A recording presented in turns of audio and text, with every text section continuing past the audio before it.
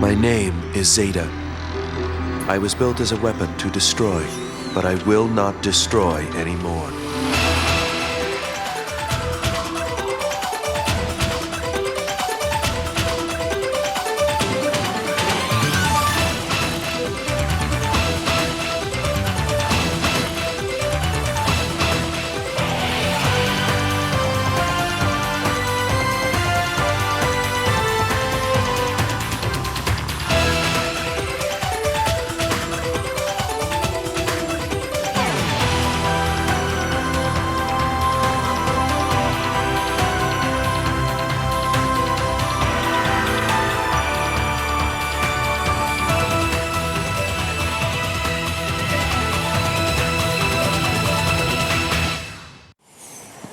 No, this way.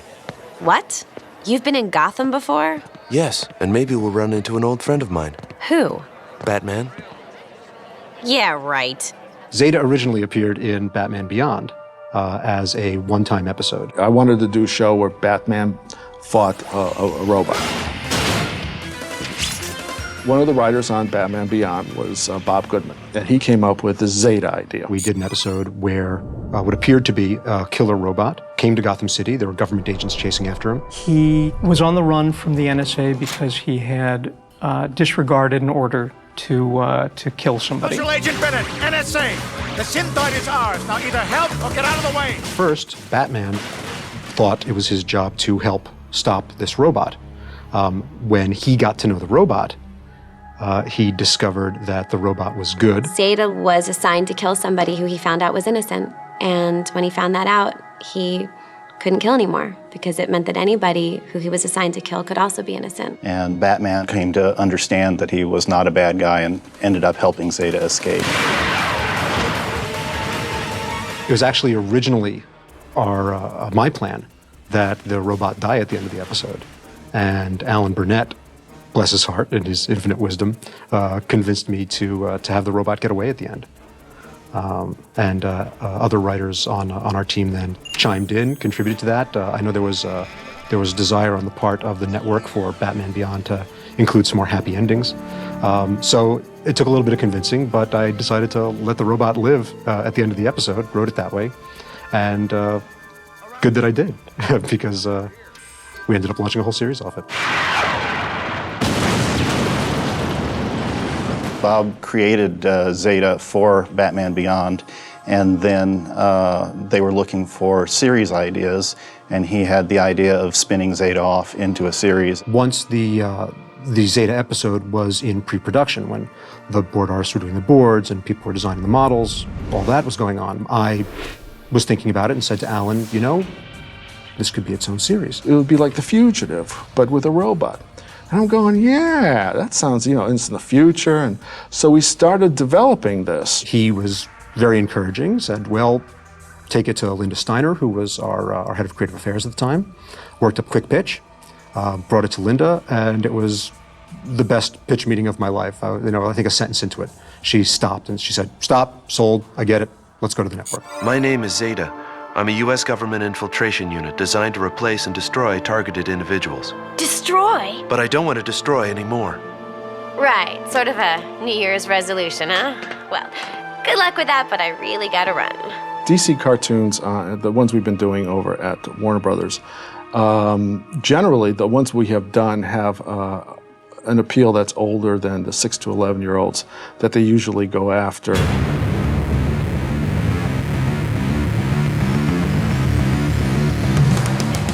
A lot of our shows, Batman and Superman and Batman Beyond, tend to attract an older audience as well. That was never really the intention of the network that put it on the air. We, obviously always wanted to have the audience that was paying the bills, but also we're very proud of the fact that older audiences liked it too. The year Zeta started, there was a whole new regime change over at the WB, at Kids WB, and new programmers came into program. There was a push against making these cartoons for older kids and bringing them back to the 6 to 11-year-olds. And Zeta fell right in that situation. We were being pushed even on Batman Beyond to get more stuff to happen in the daytime, more stuff to happen in the high school situation to be more relatable. So the new series ideas that we were bringing to the network we were encouraged to have them be, and the mandate, I think, was lighter, funnier, and more kid-relatable. Zeta was actually developed as a little stronger, sort of more adult show than it ended up being. When I first came up with the idea, I was interested in pushing the envelope and going even darker than Batman Beyond. I had, this plan for this assassin robot who was trying not to kill, but still had that killer programming in him. And every now and then it would come out. And just when we were on the verge of getting picked up for the show, suddenly all these rules came down that we had to adhere to make it more juvenilized, make it lighter. One of the promises that we made to Kids WB was that most of the locations that Zeta was going to encounter weren't going to be as dark and gothic and, sort of oppressive feeling as Gotham City. So let's nail the creep. Which one of these things is the door? There was a real desire on the part of the Kids WB network to start bringing up the girl audience too. And so they were asking us to come up with series ideas that would not only keep those male audiences, but bring girls along too. Z. Excuse me? That should be your name. Z. Zeta's too weird. I always wanted to make sure that Ro was a positive, empowering character for girls. And so getting just the right actor was so important.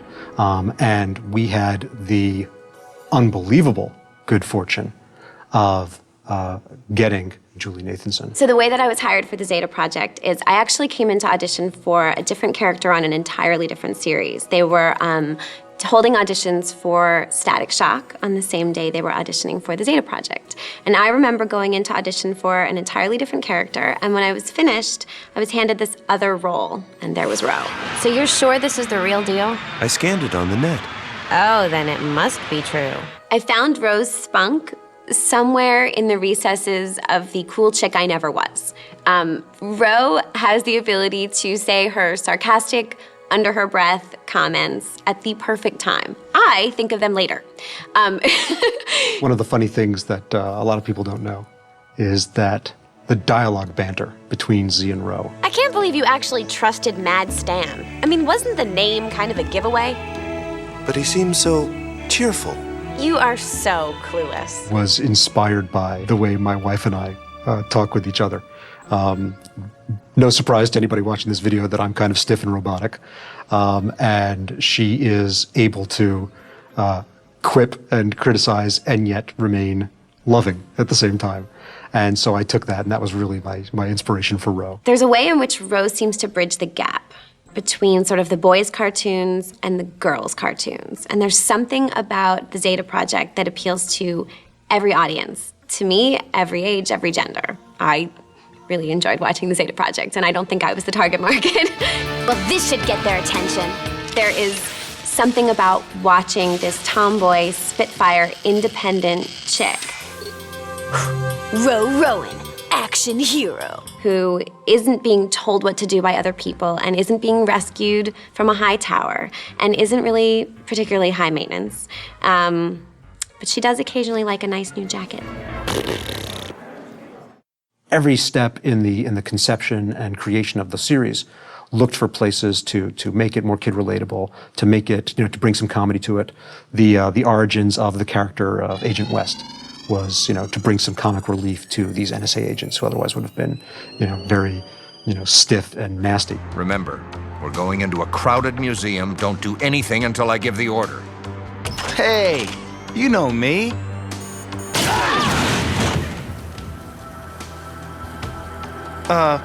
Frequency might be off. This was a way to sort of do something that was a little more kid-friendly, a little more aimed at the demographic that they wanted.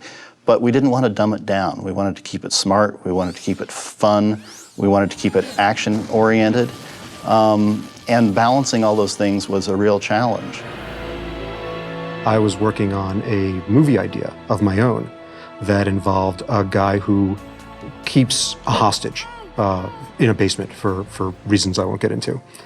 And I never actually got very far into that movie idea, but I was talking to Alan Burnett about it, And he had thought it might be an interesting thing on Batman Beyond to do a story about a killer robot that holds somebody hostage in a basement while he's doing whatever he's doing. I went off and sort of worked on that idea and thought, okay, well, why would this robot keep somebody hostage while he's off doing his job? Help!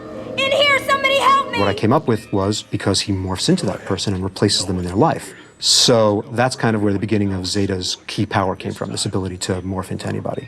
The rest of the story from there really stemmed from my love of like the classic monster movies, the Frankenstein, the stories where it turns out that humanity is more monstrous than the monster in the story. So even as we learn that the monster is good, the people can't stand to let the monster live and have to kill him anyway. Bob Goodman used to always say that he viewed this show as being like The Fugitive with robots.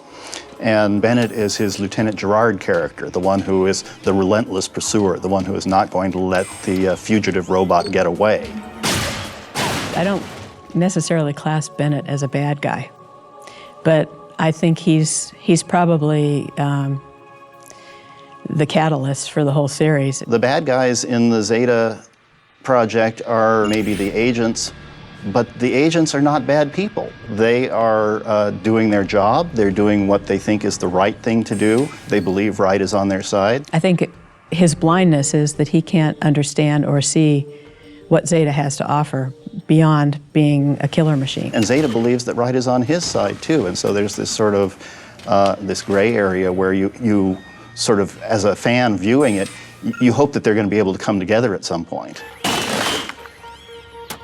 I decide who I want to be. In that sense, he really has a struggle in himself because his view of the world is just too small. You know, he can't understand a person making a conscious decision to not hurt someone. The kind of stories I always saw working best on the Zeta Project were ones where, by his own mistake, he would get somebody else in trouble, or just while running through town, would come across somebody else in need. And Zeta's own conscience, his own need, his compulsion to do the right thing would force him to help that person, even if it was literally at the sacrifice of his own life. TT, don't do that! Did you see that? Way to blend in, Superman. He's much more willing to face his own destruction than see somebody be hurt. So why are we bothering to save him? I mean, obviously he's a serious bad guy. I don't care if he's innocent or guilty. What the government is doing is wrong. I have to stop them. Nothing worse than a robot with a conscience. Zeta Project was an interesting show to work on because it asks some very existential questions about what it means to be human. Zeta's really challenged by the fact that he doesn't know what it's like to live as a human. He doesn't eat, he doesn't sleep. I think at one point he does need to recharge his batteries, and I think at some point he snores. But he doesn't really know what it's like to live as a human. The fact is that these two characters are on a journey to discover their roots and to discover who they really are. And that's something that I think the audience can relate to on every level. Everybody wants to know sort of like, where do I come from? And following these two characters in their quest for that answer is very appealing. I think that Zeta appeals to kids and adults, you know, kids of all ages, because I think it's a universal fear that you won't be understood. For me, the one thing that you could take away from the whole arc of the series is kind of a sense of wistful hope that Zeta will someday find his father figure and there'll be an understanding there, or some sort of resolution and peace.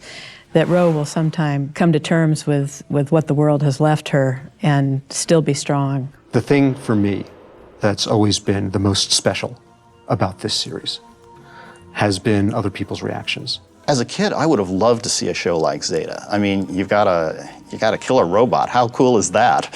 Watching the Zeta Project, every time it was on, I thought to myself, I would have watched this every Saturday morning.